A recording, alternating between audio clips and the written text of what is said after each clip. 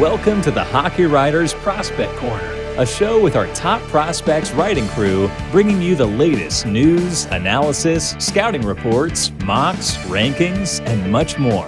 From the World Juniors to the NHL Draft floor, from the farm to the NHL, our team covers everything that happens in the world of prospects. So sit back, grab a notebook, and get ready for Prospect Corner.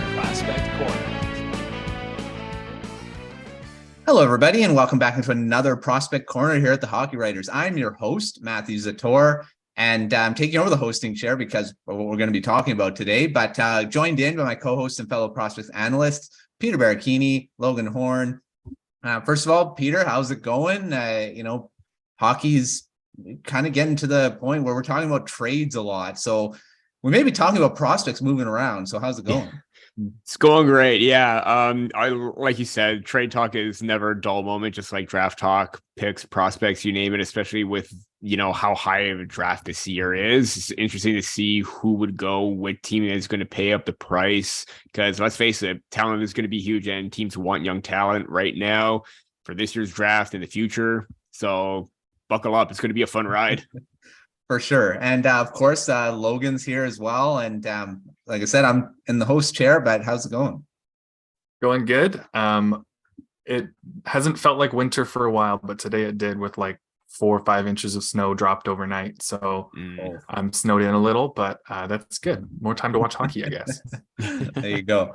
But I've alluded to, we're going to talk about Logan's recent rank in top 100 NHL prospects. This is if you don't know, our prospects director kind of puts out 2 annual rankings of the best prospects in the NHL. One is a preseason version, which we did cover that at the beginning of the season. And now it's a mid-season update. And that usually adds newly drafted prospects, into this. So Logan, let's start with this and start with the mid-season update, which did see quite a few changes because a lot of guys did graduate as well. From this, and World Juniors changes a lot as too, and with these rankings. So walk us through your top 5 prospects in this top 100 list. Obviously, we're not going to go through all of 100 because that'd take forever. But it's a 6-hour show. Yeah, right. Give us your top 5 right now. Sure. So yeah, I'll just say quickly. Like you mentioned, Matt, there's a lot of change, lots of prospects making it into the NHL. The big one being Matty Beniers. Maybe like Mason McTavish, Dylan Gunther in there as well. I think they're in the top 10 of the last one. But also, this is my first time taking over it from Peter, who did the one in August. So just, different opinions, different methodology, stuff like that changes how the list looks a lot. But my number 1 drafted prospect at the moment is Luke Hughes, New Jersey Devils. He's been the best or one of the best 2-way defensemen in college hockey in the NCAA for 2 years, while also being one of the youngest players there. His skating is on the same level as his brothers, Jack, Quinn Hughes, but he's several inches taller than them, which, gets NHL coaches and GMs really excited. But he's really great. I'm really excited about him, and I'm sure Devils fans are too. Second overall, I've got another defenseman, Simon Edvinsson, Detroit Red Wings prospect. He's massive. He's a really tall guy. He's got a ton of skill and speed, and he's got the potential to just be like a game-breaking 2-way defenseman. I wouldn't say he's there, but he has the potential to be because of that. Skating ability is remarkable for someone his height, and then just the reach makes him a solid defenseman, or helps him there. Third, I've got another defenseman who has risen a lot for me lately, is David Jiricek, Columbus Blue Jackets prospect, 6th overall in the 2022 draft. His skating hasn't been quite as great ever since he had that nasty knee injury in his draft year at the World Juniors, the canceled ones. But he's still a really good skater, and he's on pace to be like a point per game. Well, he is a point per game in the AHL right now as an 18-year-old defenseman, which is insane. And I really think he'd be in the top 4 for the Blue Jackets, no problem right now, if they weren't trying to get Connor Bedard, maybe on the top pairing, honestly, with all the injuries they've got. But they want Bedard, so he's going to dominate the AHL for most of this season. Fourth, I've got Shane Wright, which is a little high to be honest, fan of defensive centers, and I think his two-way game is going to translate pretty well. He's not the flashiest guy like some other forwards that'll be coming up soon on the list, but I think he's like going to really be capable of 60 plus 70 plus points in the NHL with really good defensive play at 5-on-5 and maybe on the penalty kill as well, which is huge, especially because we've seen the offense that Matty Beniers has been able to output as a rookie so far this year for Seattle. So to have them as the 1-2 and have kind of different games would be pretty nice. And then lastly, fifth, I've got Simone Nemec, who looked great at the World Juniors, a New Jersey Devils prospect as well, another Devils defenseman, which is kind of insane. I think there's a third on this list a little bit further down. They've got some great prospects. He's been great in the AHL this year. Really great timing in the offensive zone, knows when to pinch in and when to stay at the blue line. Really great positioning as well. I like him a lot in the offensive zone.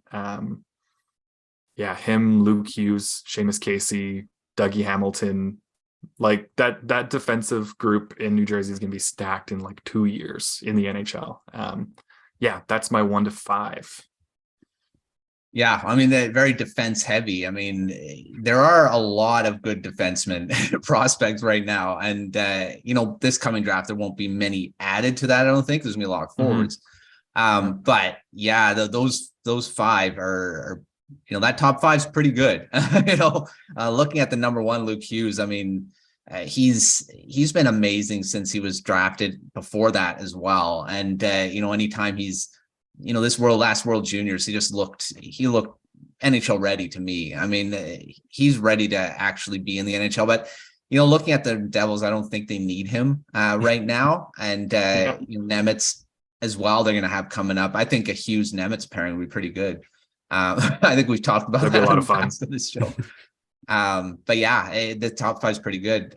Peter, what do you think about that top 5? Any surprises in here? I mean, would you change anything? Kind of hard to not argue with this. I mean, it is a pretty solid top 5. I mean, Hughes, like Logan and you, Matt, just mentioned, like his production ever since coming up in the NCAA has just been off the charts. I mean, everyone's going to put the knock on him for his defensive game, but you know what? He's there for offense. I mean, you can always teach the players to be a little bit more defensive minded. That's always, a developing aspect. And I'm pretty sure the Devils are aware. He's aware, Hughes himself. So you know what? The way that he's just been dynamite at the NCAA level has just been fantastic, and he looked good for Team USA. I think maybe one thing, and I know we're probably going to get to it, is a player that's in the 6 range. Maybe throw him up into the top 5 because he's been dynamic as well for the University of Minnesota right now. Kind of similar to like Matthew Knies last season, where he comes in having the strong production that he has. And we might as well just say it, Logan Cooley. It's been very fantastic this season as a freshman as well. So, I think maybe, if anything, maybe you swap 5 and 6 with Nemec. Nothing against Nemec because I still love him, but at the same time, it's just like it's hard to like not see Cooley as a top 5 at this point. But that would probably be the only change that I make. Yeah, for sure. I think, Logan Cooley, again, World Juniors, he was amazing. He went about 2nd in scoring, quite a bit behind Bedard, but just a little bit, yeah. Scoring. 10 points back, yeah, I think. He's been really good too. So, well, let's do that. Let's get to the 6 to 10, Logan, starting with another Logan. So what is the rest of your top 10? Yeah, I mean, you got to know I love him. He's another Logan. There's not a ton of those in the NHL. But no, Logan Cooley was tough to put where I did. I totally understand Peter putting him in top 5. I mean, maybe top 4. Swap him with Shane Wright. Like, I would not complain about that. I wasn't far off from making that happen. Logan Cooley is just a dynamic offensive player. Probably in my mind, the most in the 2022 draft at this point. And he's got a good enough defensive game that I think he has a really solid shot at staying as a center in the NHL, even though he's 5'10". Height, and if you're too good on offense, people just kind of think that you're going to be a winger. But think his skating and speed and his effort are there, and I think he'll probably stick down the middle, which makes him honestly look like a top line center for the Coyotes in the future. Yeah. Like they don't really have that in their pipeline right now, but he really seems like he's that. And they've got a chance at landing another in maybe Leo Carlson, Adam Fantilli, Connor Bedard this year. Yeah, he's been excellent in the NCAA as a freshman this year, 30 points in his first 24 games, which is insane. He's really great. He might be in the top 5 next time, but it'll actually be kind of hard because there's going to be some 2023 guys. So I won't speak too soon, but he's been excellent this year. I like him a lot. At 7th, I have William Eklund from the Sharks, San Jose Sharks. And I think he's another prospect that could easily be in the NHL right now if his team wasn't kind of trying to lose. It's hard on those teams to want to put your best prospect in that position where you're trying to lose, and you don't want to either stunt their growth or have them be so good that they give you a worse chance at Connor Bedard. To be honest, I think that's a big thing for them. He only has one gear, and that gear is maximum effort. He goes hard all the time, and he's super creative. I like him a lot. I think he's going to be a really good top 6 forward for them, winger, probably on the top line, honestly, especially if Timo Meier moves on from the Sharks in the next year or so. I think Eklund will do his best to fill in there, and I think he'll do a pretty good job. At 8, I have Alexander Holtz, from another Devils prospect in the top 8, which is wild, considering how good they are in the NHL already right now. And yet again, he's another player that's been dominant in the AHL, but has not been able to crack the NHL roster consistently because they're so good and every game is so important to their playoff seeding at this point. It feels like they haven't really given him enough of a shot to establish himself. He's clearly too good for the AHL, for the Utica Comets, but they can't just toss him on the top power play unit and play him on the second line just because that's where he'll excel. They kind of need him to earn that spot through his play on the third or fourth line, maybe a little bit more. But I don't think he's far from that. He's got a great shot. He's going to be a good top 6 goal scorer in the NHL. At 9, I have Cutter Gauthier, who is the top prospect in my eyes for the Philadelphia Flyers. He's played as a winger for so long. This is his first year as a center, which was a huge reason why he went 5th overall in the draft instead of in the teens, maybe, where he could have gone if he was a winger. But he's big and strong, skates well, and he has a great two-way game. So it makes complete sense to have him at center. Just on those US NTDP teams, you can't have 8 centers on a team. So some guys just kind of get pushed to the wing. But it makes a lot of sense to have him at center. And I think he's got all the tools you want for a top 6 center. So that's a great pick there for the Flyers. And then at 10, I'm going to be a Red Wings homer again, but not really. I truly believe this. I've got Marco Kasper at 10th, who's shown a ton more offense this year than anyone expected, including myself. And he currently leads all U20 skaters in points in the SHL. And he's playing as a top 6 center in the SHL at 18, which is really impressive. He evades pressure really well. He plays like he can move through traffic well in the neutral zone on the rush as well. And he wins tons of puck battles just through sheer effort as a teenager. And that has just made him rise up the board in my eyes this year. And yeah, I think he's a top 6 center in the NHL. If he's shown how good that he can be this good in Sweden at 18, I think in his 20s, he's going to be that good in the NHL. So Marco Kasper is my 10th, and that is my whole top 10. Nice. Yeah. Lots of great prospects in that top 10. I mean, you say about the Devils, I mean, they have so many, it's like 3 in that top 10. It's pretty crazy. Peter, what do you think about the top 10 as a whole? I mean, anything that you would change in here? What do you think about the players that are in the top 10? Yeah, no, again, the players are wholeheartedly deserving of being in that top 10, especially Kasper too. Not necessarily surprised that he could possibly push his way in there, but given how the Detroit Red Wings have this is kind of the Moritz Seider version of that pick, but up front for the Red Wings, didn't quite have great numbers in his draft year. gets drafted, more production. Same thing with Zator. Didn't have great production, especially as a defender. Then he gets over to Rogel, has great production, and it just is a continuing process for the development path. So that was great to see Casper in there, because I do believe he does have good upside given his work ethic, his energy, his physicality. He's already got the size and mindset. So I think it's a really great selection. Then again, it's kind of hard to take anyone out of that lower tier because it is a good one. But I think maybe, again, nitpicking here, maybe you throw in one of the two Anaheim Ducks defenders in Olen Zellweger or maybe Pavel Mintyukov. Both are just continuing on a tear right now. If we were talking about how great the top 5 was with the amount of defensemen there, why not throw one of those two in there just to round it out? But still a great top 10 nonetheless. But yeah, those would probably be 2 selections, 1, 2. Again, it's a toss-up really between the two, given how dynamic they are. Zellweger with his two-way game and Mintyukov with his offensive game, but his developing defensive game as well. Take your pick, but yeah, solid top 10 all around. Yeah, it's going to be fun to see all these guys in the NHL at some point, because the only one I believe has played an NHL game is Jiricek in that top 10. Mm-hmm. So, and he had, I think, only 2 games. So, I mean, it's going to be fun to see how many, but great top 10. I don't think I would change anything in there. I mean, there is a few, there's so many good prospects in this top 100. I mean, this is just 10 of the 100, but a great set of great prospects that are coming up, and it's gonna be fun to watch how they all develop throughout and graduate from this list. All right. Well, before we move on, let's get to our quick fire question segment here. And I've got a couple. First, let's talk about these guys. And Peter, I'll start with you. Of the top 10, how many of these guys are going to be full-time NHLers next year? So question is, how many graduate from this list at the end of next season? Ooh.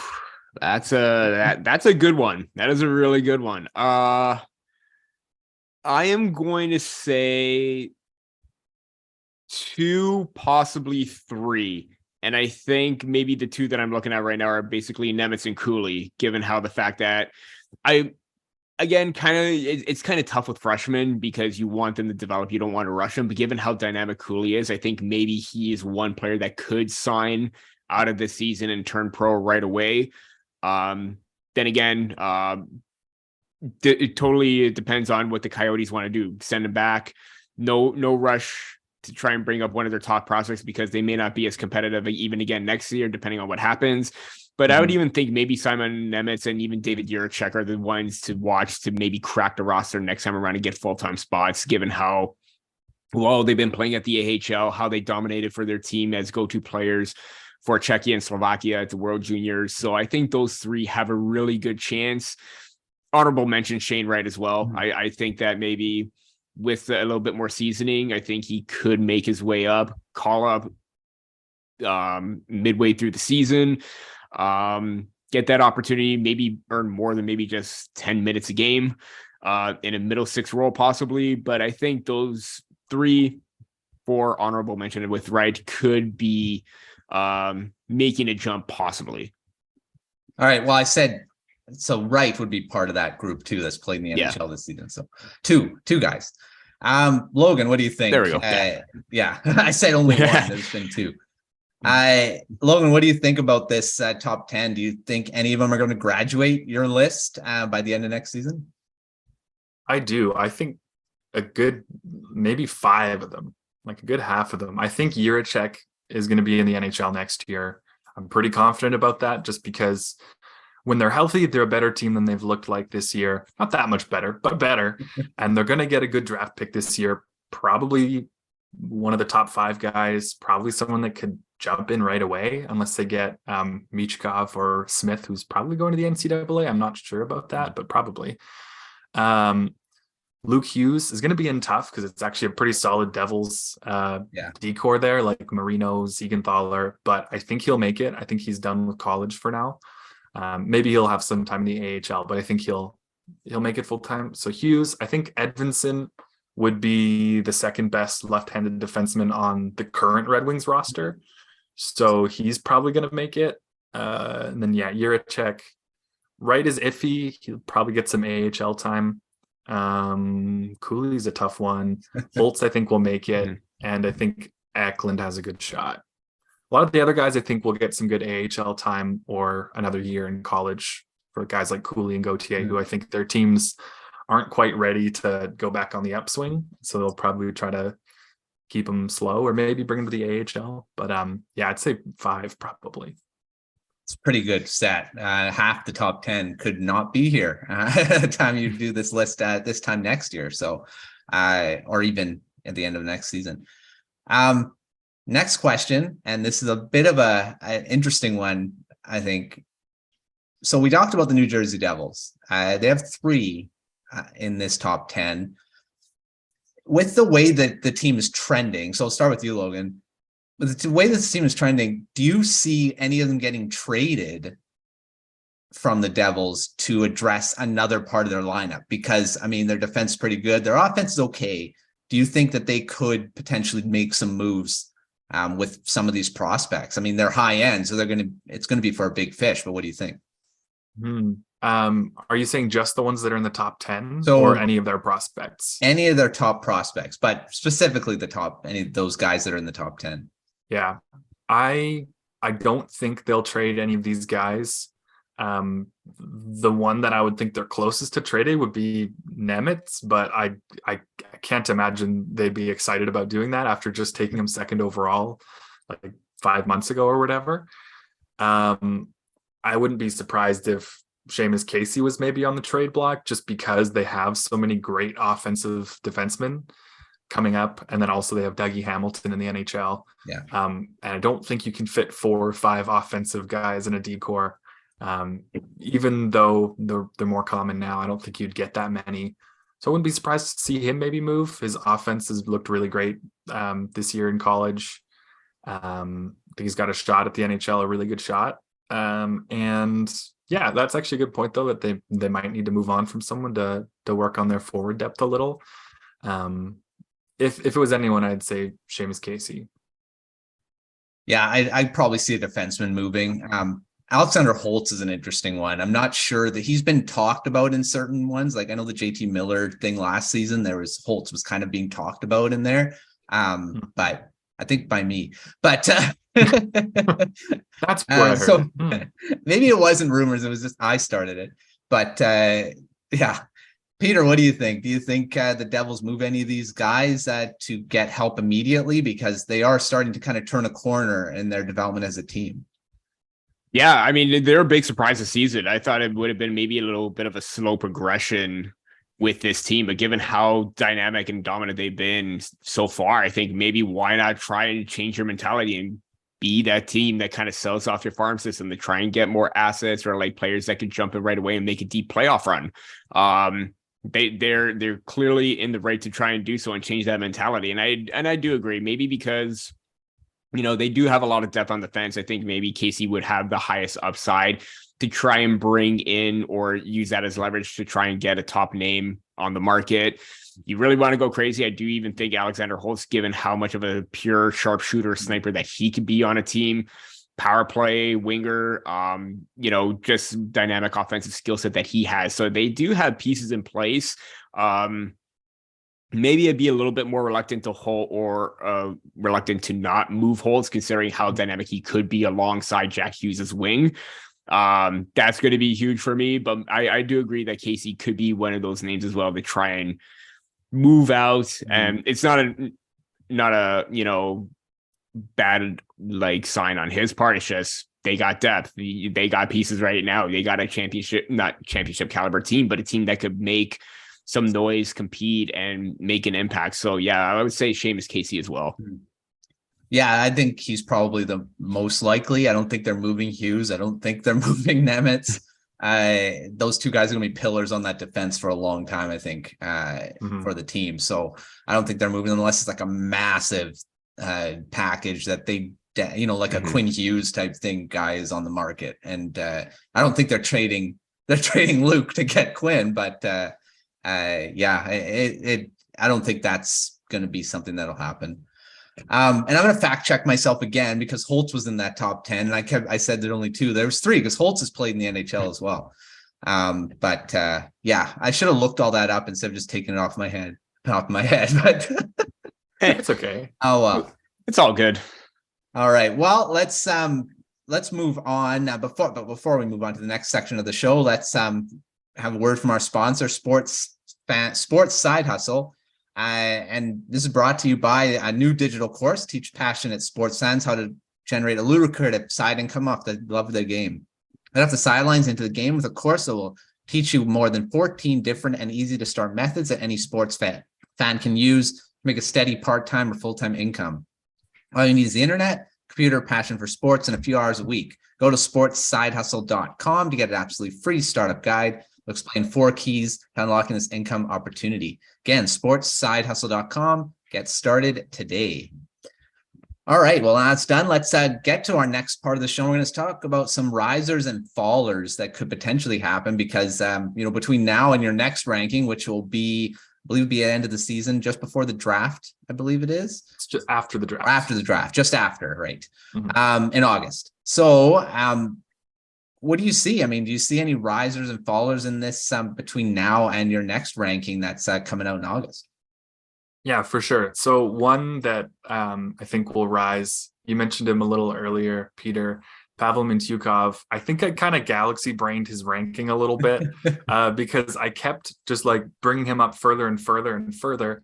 And then I kind of just got to a point where I felt like I had brought him up such a large amount that I shouldn't do anymore. But honestly, he probably could be in the top 10. I can't remember where he is. I think he's in the late teens or maybe the early 20s on my ranking. But I mean, he could be 9th or 10th or 11th, and I probably wouldn't be upset about that because he's been incredible. Probably the best defenseman in the OHL, maybe the best defenseman in the CHL entirely, at least offensively. He's been just nuts. He's one of the top scorers in the entire OHL as a defenseman, which is just awesome. It's so much fun. But a couple other players are actually back to back, right in the middle of the ranking. Kevin Korchinski is someone that I think if I even just redid it today would go a little higher. So by the end of the season, I expect he'll be even further up, especially if, the Seattle Thunderbirds go on another long playoff run, which looks like they might with how stacked their team is in the WHL. And then another is just kind of just a guess. I don't actually know if this will happen or not, and that's Frank Nazar. Both of those guys are Blackhawks prospects, by the way. Nazar is 52nd on my list, but he hasn't played a game this year. He's been rehabbing a surgery he had just before the season started. So if he comes back mid-season and has a good run for the University of Michigan and looks pretty solid, I wouldn't be surprised to see him rise a little bit. He might stagnate a little just because it'll be a small sample likely. But he's someone to watch. I think could rise a bit. Yeah, 2 great picks there. Peter, what do you think? Do you see any risers coming from this list by the next time this ranking comes out in August? Yeah, and then it kind of mentioned Logan Cooley and his teammate Jimmy Snuggerud from the St. Louis Blues. I was a little bit lower on him in the draft. Didn't really know how he would project as a player because he was just known as a goal scorer, but he is finding the open lanes and he's just another dynamic player on the University of Minnesota team. Logan has a rank 39, but I think this is a player, given his skill set, his energy, his physicality, and work ethic alone, could probably see him up in that 20 to 30 range, possibly higher, depending on how well he continues to produce, because he's leading the team, I believe, in scoring right now. So, again, that was kind of a bit of a surprise for me to see how well he adapted and how well he transitioned to the NCAA level. And he just hasn't slowed down, similar to Cooley. I do think that with his goal scoring abilities, it should make him a more valuable prospect and see him move up. And, I'm even going to say Lane Hudson, 34th right now. Just how dynamic he was as a defender for USA. Maybe they may not have gotten the spotlight because everything was all on Luke Hughes and everything like that. But for what it's worth, he was very, very steady as a defender, gave them great opportunities, great off the rush, great passer. Still can't believe he fell to the Montreal Canadiens. I cannot believe that late in the second round. So yeah, probably maybe bump him up a few. I could see him bumping up a few spots to that 25-30 range as well. We saw how well or how progressive of a riser Caden Gooley was for me from when I took over, and he finished within my top 20, top 25 kind of range. And I think Hudson has that, may not have the physicality, but he has the smarts and skill set to do so.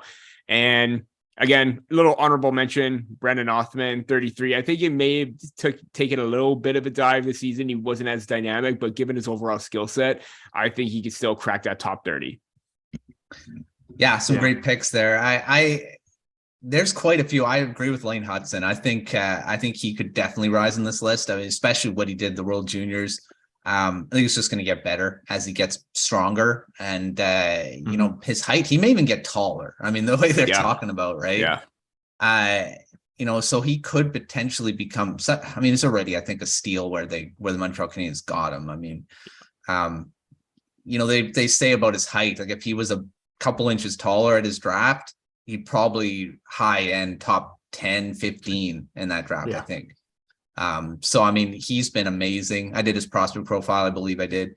I love him. I was hoping that he would drop. The way it kept dropping, I'm like, the Canucks may be able to. And that never happened. Nope. But they wanted Elias Pettersson. They wanted the other. So I think there's some risers there. I want to say Lekaramaki would rise up. I hope he does, especially, I mean, the way it's gone, he hasn't had a good season, but there's some extenuating circumstances with him with his health and confidence and stuff like that. But I'm hoping that the rest of his season he kind of gets better, and the World Juniors next season when he's in it next year. Hopefully he's more of a headliner than he was in this past one. So we'll see how that all happens. I think Lekaramaki is someone who probably more than any prospect in the 2022 draft has taken probably the biggest tumble from draft day until now, just because he's had a real rough go. Like you said, some extenuating circumstances, illnesses, injuries. His play hasn't quite been there. I think he when he got back to Sweden after the World Juniors, he played in junior for a little bit. Yeah, like had 5 points in 2 games, then came back up to Allsvenskan, scored a goal in his first game. So who knows? Maybe this is the start of something new, and he's going to turn it around a bit. Yeah. He has a ton of skill and could be a really great goal scorer. So if he starts to show that a little more, I wouldn't be surprised to see him go up. And like you said, a good World Juniors next year. I think he was actually the second youngest player on Sweden, or no, not second, third or fourth. Yeah. Obviously Axel Sandin-Pellikka and Leo Carlsson were younger than him, but he's still on the very young side of 18 for someone at the World Juniors. So he's got another year and year plus to grow. Yeah. And that's why I say the Canucks fans are kind of panicking already, but I'd say don't panic. I think he's still got tons of potential, and he's still going to be a really good prospect. Arguably the only blue chip prospect the Canucks have at this point. So I'm hoping that's going to change with some of the trades that are being rumored. So we'll see. All right. Well, now risers. Let's talk about some fallers that could potentially occur. Let's start with you, Peter. Do you see anyone falling in this ranking the next time it comes out? Yeah, this time I'm probably going to be a bit of a homer with this one because of the fact that he has continued to fall as a result of injuries, and that's Nick Robertson from the Maple Leafs. Nothing against his skill set. Great shooter, great energy. He's shown to be fearless going in on the forecheck and the attack, but he's out now basically shut for the season with a shoulder injury. Tried to rehab it on his own, but he needed surgery to repair it. It's just a huge blow because this kid can't catch a break, and he's had such tremendous upside since that 54 or 56 goal season that he had in junior, where, maybe he was going to be one of those players that could be a dynamic, undersized player. He could still be aggressive in your face, and just a full-on attacker to just try and get the puck and maintain possession. Really sucks because I've had a lot of high hopes for him. It's not his, time isn't necessarily running out, but it's injuries that are causing him to be out of the lineup for such a long time right now. And it's just very disappointing to see. Yeah, Nick Robertson he really reminds me of Olli Juolevi in Vancouver here. And not so much that I think Robertson shows a lot more potential in the NHL than Juolevi ever did, but just the injuries and the development being, stopped many times. I mean, they're not just little injuries too. Like Robertson, these are serious injuries he's having to rehab, right? And you're basically getting hurt and then having to start over. And that must be difficult for a guy that, you get on a roll, and he started looking like he was fitting in on that second line, and then all of a sudden he gets hurt again and out for a long time. So it's good. It's like he's starting from zero again when he gets back every year. And every year it seems like. So I think that's going to be tough. I hope that he can, put it together. And unfortunately, I don't know if it's going to be in Toronto. I think it could be somewhere else. He may be traded before that, he's able to actually get some traction. So we'll see what happens with Robertson if he does fall on this list. And again, extenuating circumstances with him, because it's not so much about his skill set and his potential, his injuries. He just can't seem to catch a break, like you said. So we'll see what happens with him. Logan, what do you think? Anyone you see as falling next time you kind of put these together? I mean, it's tough to pick one player. I'm going to say the entire bottom 50 because the 2023 draft, those players are going to be joining this list, and I've got a feeling there's going to be quite a few of them on there, and lots of these guys in the bottom, even just 80 to 100, might just not be on this list. I mean, we mentioned him on the other side. Yeah, no one's safe. We mentioned him on the other side, but Lekkerimaki could be dropping if, his play stays the same. Even another Canucks prospect, not really his fault, but if he's not playing enough and he stays in the AHL, like Jack Rathbone might fall a little further just because he hasn't been able to break out of the NHL. And when he had the chance this year, it was a little rough, to be honest. And if you look a little rough on defense, in comparison to Riley Stillman and Tyler Myers, that's not a great. That's not good. Sign. He's still really young. I think he's got some good offense there at the NHL level. He's just got a little ways to go, so he might not be on the next version of this list. Yeah, that's fair. Rathbone is, and I hate to say this, I love him as a prospect. I love him as a player, but I don't see him being with the Canucks. I think he could be traded. It's unfortunate because I think with the new coaching staff that's rumored to come in, defense is going to be a priority. I think it's going to be something like any defenseman that's not good defensively is going to be out the door. But we'll have to see what that happens, because guys like Rick Tocchet, Adam Foote coming in, I think they're going to be really prioritizing good defense. And I'm not sure Rathbone has it yet. I think, you can definitely develop it. But for a guy that, and this is crazy because he was a 6th round pick, and talking about a guy, and he's on the top 100 list.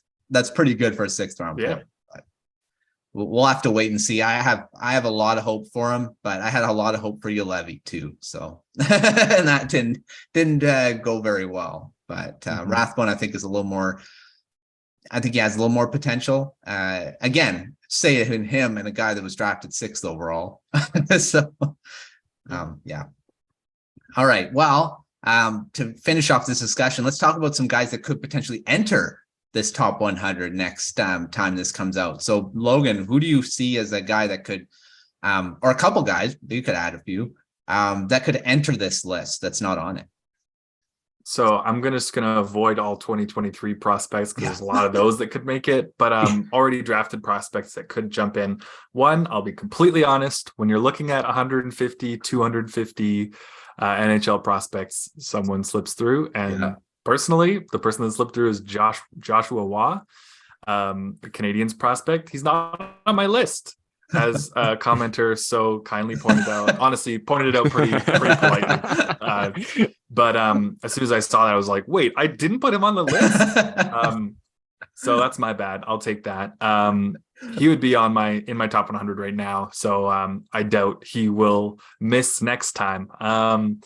He was amazing at the World Juniors on that line with Logan Stankoven and Connor Bedard. But he wasn't just a passenger. He was actually driving play, making like great plays on the forecheck. The empty net goal sealing the semifinal against Team USA when he just took the puck from Luke Hughes. That's pretty great. Yeah. So I don't see him missing out next time, to be honest. A player that missed on merit, honestly, that I think just has a shot simply because of the pedigree, both in like where he was drafted and just the potential that we've seen, but hasn't been consistent, is Carson Lambos. He just narrowly missed my list. He's been a bit of a disappointment, to be honest, ever since he was drafted. But the latter half of this season, if he can start to put some stuff together, put some of it together, it wouldn't take much for me to put him into my top 100 because of what he's shown before, like as a WHL rookie a couple years ago. And I just like him. I'd like to have him on the list, but I'm not going to do it unless he starts to play better. So I think he's got a shot at making it, but you never know. Yeah. Well, Lambos, he was talked about in that top 3 at one point, the big 3 that was in that draft, Brant Clark in there too. So yeah, he's fallen a bit, and Minnesota got him at a really good spot. For sure. But I think he's still going to be a heck of a defenseman. But yeah, he could potentially get on this list if he does start showing that a bit more. So absolutely. And to make you feel better, I didn't have Jonathan Berggren on my top 100 when it came out, and I got skewered in the comments when that happened, and I'm like, what? I didn't put Berggren on the list. What are you talking about? I think having Hudson in the top 40 helped me with Canadiens fans a little bit. There you go. Yeah. It's going to be interesting to see what guys kind of get on this list. Peter, do you have anyone that you think should kind of get on this list by the time this next ranking comes out? Yeah, I'm good. Yeah, like Logan, I'm going to try to avoid 2023 prospects because there's going to be a ton of them. I think in terms of like recently drafted, I think maybe Ty Nelson from the North Bay Battalion, Seattle Kraken pick. 3rd rounder, I probably had him as sort of like that early / mid tier in the 2nd round. Obviously, he's 5'10", but he has a lot of strength for 198 pounds. He's physical. He's very mobile, great off the rush.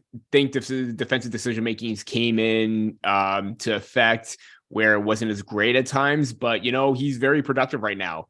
On pace for 84 points, which is very impressive for a defender, especially at the OHL where you have that good balance of offense and defense, and the fact that he's getting in every single time is huge. I think he has a good chance to possibly, throw his name in. It's not going to be probably high up on the list, but I think maybe in that 80 to 100 range would be a good spot for him. And even Tristan Luneau, I think he was another defender that I was really high up on. He fell as well because his consistency wasn't quite there, but he's 45 points, 40 in 42 games with the Gatineau Olympique this year. We already talked about Zellweger and Mantyukov. Why not talk about another defender in Luneau as well? And I'm even going to say Noah Warren or even Ryan Chesley as 2 physical, 2-way stay-at-home defenders, but can still chip in offensively. So obviously my picks are very defense heavy, but they are very. I was very impressed with all 4 of these defenders in their draft year, especially Warren too. I really liked his poise, his confidence, his ability to jump into the offensive zone every now and then. And he was just very smart with his decision-making. So I think all 4 have a good chance. Obviously, we only have 100 spots, or Logan has 100 spots to make do with. There's going to probably be a lot of angry fans out there, but at the same time, it's great. It's a great chat. It's a great, it's just great to see that there's so much depth and talent out there that it's really hard to make this list no matter what. And I think those 4 should be deserving of it next time around. Yeah, those are great picks. I mean, the thing is, and you look at these top 100 and you kind of go, I don't know if anyone's done this, but break it down by how many each team has in this top 100. Kind of shows the farm system of some teams where they don't have any, or they have one. The Canucks only have two, and it's great to have two. I mean, there was one point where I believe the last list the Canucks had none. So there are some teams that you should look at their farm, and if they have a lot of them, like New Jersey, it's got the 3 in the top 10, shows their strength of their pool. And and it's always great to see some teams that have them in the top 100. They're not bad teams. And like New Jersey, I mean, they were bad before, and they've won lotteries, which is a big thing, but that actually helps. But yeah, it's fun to see this top 100 and see how much talent is on it. Because these are all guys that are going to be in the NHL at some point. At least you'd think so. I mean, again, it's a great case study to look at what guys did make the NHL off previous to top 100. So someone's going to have to do that at one point. All right. Well, I've got a couple more quick fire questions to go, and we're going to we talked about some 2023 draft picks and how many that could potentially. So the question is, and we'll start with you, Logan, how many do you see getting into this list? And I'll start with Connor Bedard. Where do you see Bedard being here when he is drafted? Do you see him in the top 10? I mean, I can tell you right now, he's going to be number 1 for me. I'm not joking. Yeah. Luke Hughes is going to be on this list, but he's not going to be first. I can't put anyone over him after what he's done this year. Yeah. I mean, he doesn't have the size you dream of, but skating is great. Hands are incredible. Shot is elite. Like I can't put anyone above him, even though he's going to be 17 when I put him on the list. Actually, I think he'll just have turned 18. Yeah. But that's mine.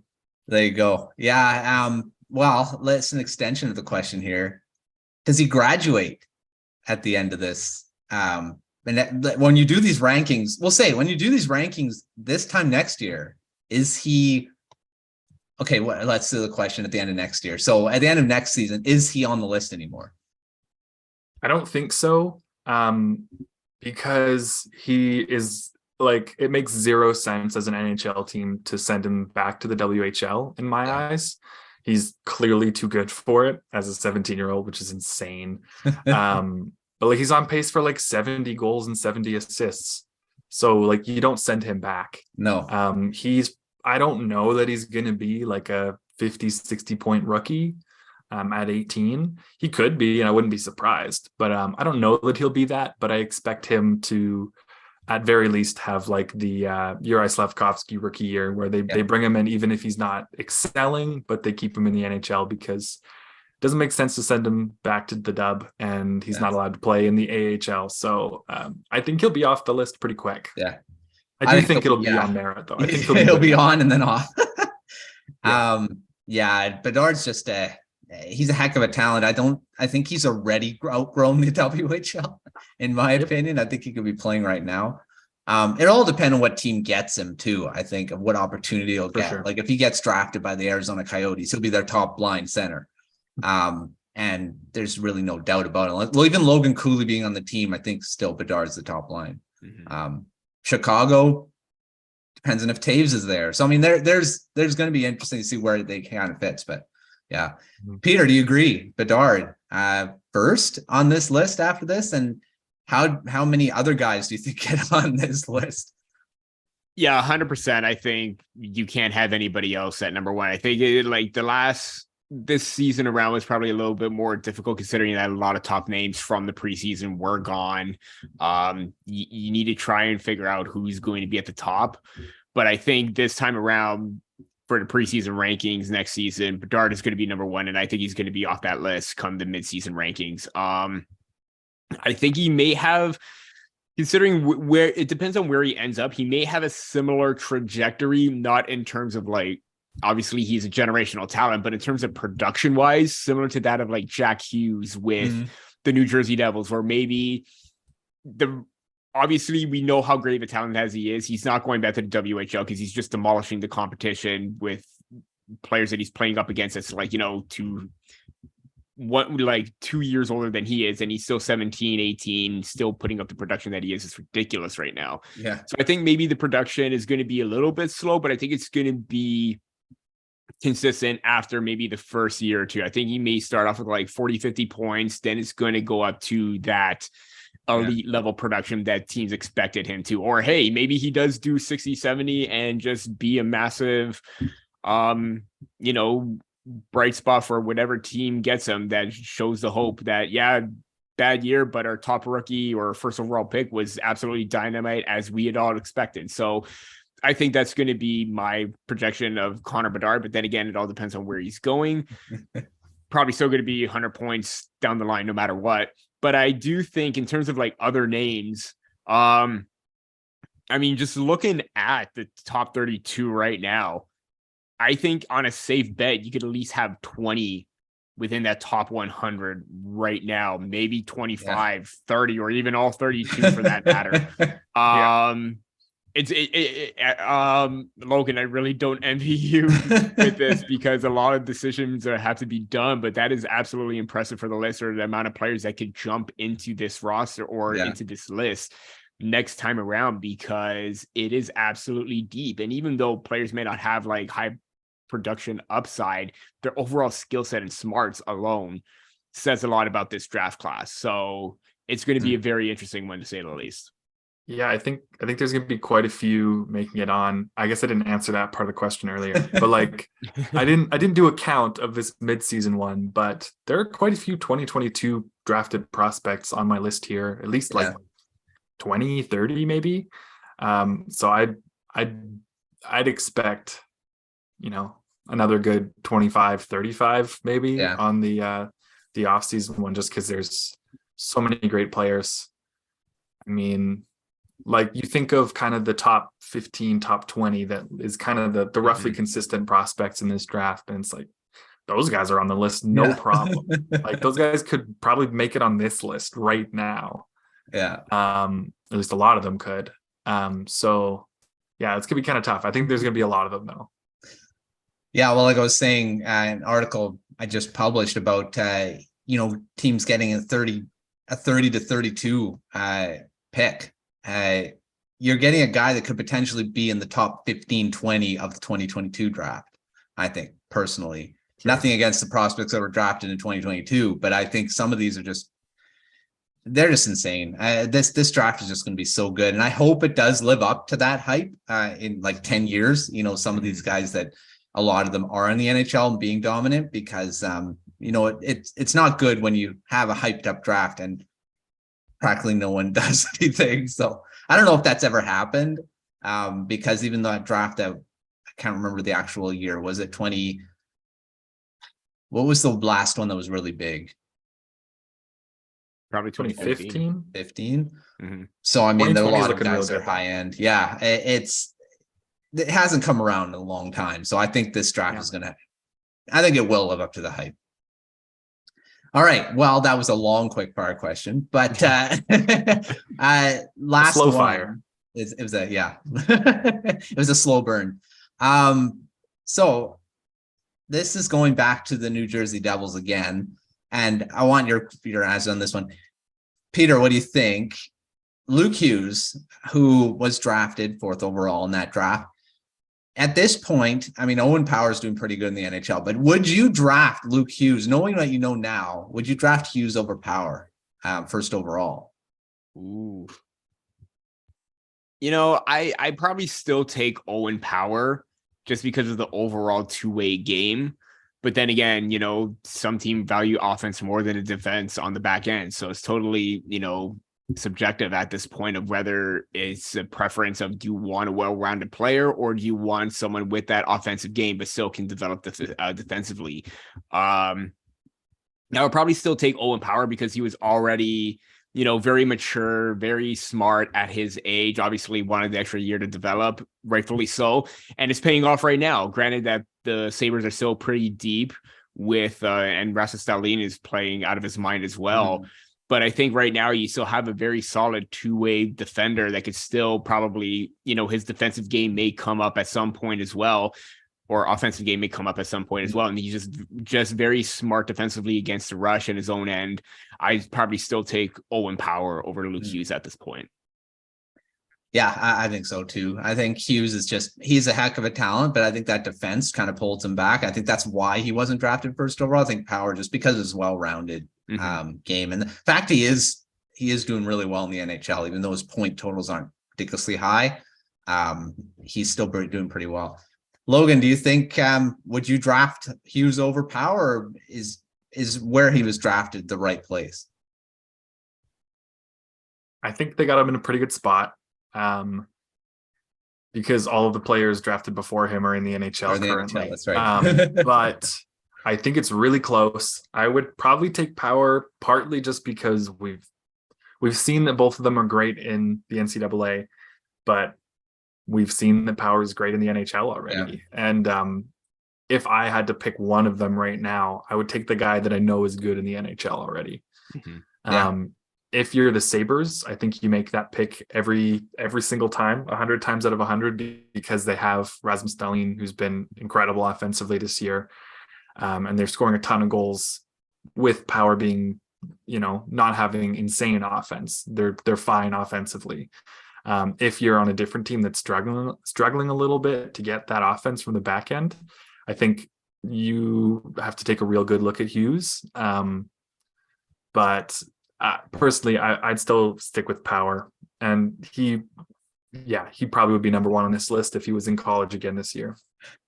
Yeah, I agree. I thought it was interesting because Hughes is now in the first prospect, and he basically took over Power's spot. So, interesting to see how both of them over the course of their career, when we look back on who actually has more.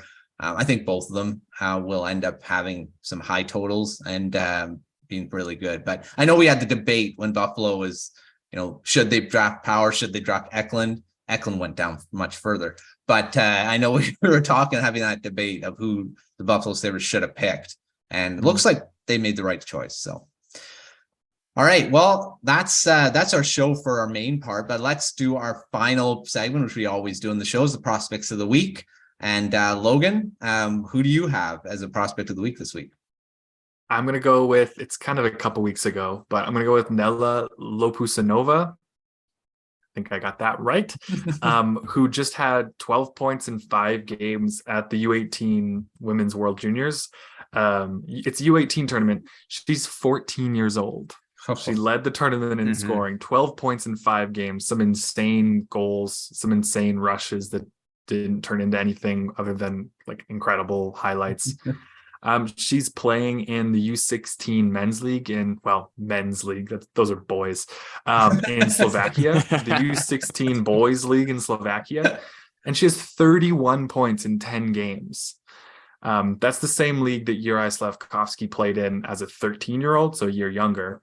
Slavkovsky scored at a 2.35 points per game rate, and Lopusanova is scoring at a 3.1 points per game rate. She's a year older, but that is a first overall pick in the NHL that she is outscoring like 6 months off age-wise. Really impressive. It looks like there's a budding star in women's hockey. She's just 14. She's turning 15 soon, I think. But that's incredible. She looked so strong and smooth on skates at that tournament. It's just absolutely wild. Could be just like a game changer in women's hockey, honestly, if she keeps this up. Nella Lopusanova, remember that name, practice the pronunciation. That's what I'm going to be doing. You're going to hear that name a lot. Yeah, it sounds like the Connor Bedard of the women's league. So that's awesome. She's going to be interesting to follow coming up for sure. All right, Peter, what do you got? Prospect of the week. Yeah, I talked about Logan Cooley, talked about Jimmy Snuggerud, and it would be a shame if I didn't talk about the line mate, and I'm going to be a homer this time around and talk about Matthew Nyes. And I probably talked about him before, but rightfully so, because obviously slow production to start the season, but he's picked it up as of late. 13 points in his last 10 games and 5 in his last 5, with 4 goals, including 2 absolutely highlight reel goals. Obviously, the first one was last week on his, I believe it was on like a Saturday where, he's on the penalty kill, leads the rush, cuts to the outside, makes a slick, soft touch past the defender, makes another one past another defender, and then does a diving reach to try and knock the puck in, and then he gets the puck in and score the goal. Absolute highlight reel goal. And then he had another one where he just outmuscles the competition with his skating and his body. Just absolute hard drive to the net to go 5-hole, and he's just on another level right now. I know he was a good skater for his size, with his stride and his speed, but I think he still wanted to focus on his mechanics and his posture and everything like that. But we're seeing that right now. He had blazing speed on both of those two plays, and those are absolute highlight reel goals. There's a reason why there's the possibility that Matthew Knies may be an untouchable prospect in the Maple Leafs organization. So if you're a team and you want to trade for Matthew Knies, good luck, because that probably is not going to happen. He's looking to sign. He didn't sign his contract last season. I think this is going to be the year where he signs it, gets that stint with the Maple Leafs. Maybe he stays there. Maybe he goes down to the AHL. Either way, he's going pro. I think at this point right now, he's got the skill set, the physicality, the strength, the smarts to be a dynamic player at the next level. So he's my prospect of the week. Yeah, great pick. I saw that highlight by Knies. My gosh. Yeah, that was a nice goal. All right. Well, I'm going to be a homer again. And just because I'm really excited to see this guy in the NHL at some point. I hope he does make it, because I love guys that make it when they're in, late round picks. This is Jacob Truscott. And I believe I've talked about it on this show before. Defenseman drafted by the Canucks in the 2020 draft, 5th round pick. Playing for the University of Michigan. So, he's playing for a heck of a system, but he scored another 2 goals today when we're recording here. And it was just about an hour ago, I believe. And or yesterday, I can't remember, but he scored a couple goals. But he's now got 4 goals on the season. And that was, we only had 2 last season, and 17 points. So he's already almost hitting his high last year in 40 games. He only played 23 this year. And this is on a team that, talked about him, his coaching staff has talked about him as being that glue guy on a pairing. And, playing, I don't know if he's playing always with Luke Hughes, but he has played with Luke Hughes in the past and been a really good partner for him. I really see Truscott as being a guy that could be a Chris Tanev type player, being a guy that can play with an offensive defenseman, but be that really solid two-way guy that, you don't have to worry about him defensively. And he was a plus 28 last season. It's not hard to be a plus on the University of Michigan, but he's plus 7 this year. And, and he's an alternate captain as well. So, his leadership is also a big thing. I believe Devin talked about Truscott a bit ago. So, Truscott's I think is going to be an NHL defenseman. I don't know where he is. I don't think he's a top 4 guy. But you never know. A lot of people didn't think Tanev would ever make the NHL, and he ends up being one of those complimentary guys. So, unfortunately, not a right-hand shot. But I think he could still pair with a really good offensive defenseman, depending on where the Canucks or who they get that is a right-hand shot. But, who knows? He could play the offside too. But I like Truscott. I think he's going to end up being the NHL one day just because of his attributes that he has. And he's not a small guy, 6'1".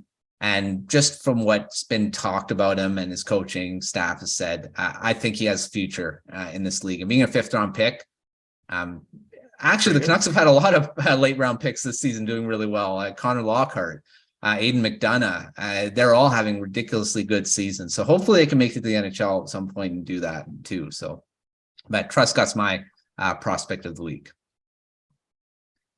All right. Well, that does it for another episode of Prospect Corner. Thanks for tuning in to another one. Make sure you're subscribing to the Hockey Writers YouTube channel. Make sure you're not missing any of the rest of our episodes that we keep going here, because we got draft coverage keeping going. We kind of took a break from that in this one, but we'll get back at it. We're going to start doing our focus on different sets, like, the different nationalities. We'll start talking about the Finnish prospect, Swedish, Canadian, all that stuff. So that's going to be fun with this ridiculous draft. So we'll hopefully bring on some guests as well, Logan, right? It's going to be fun.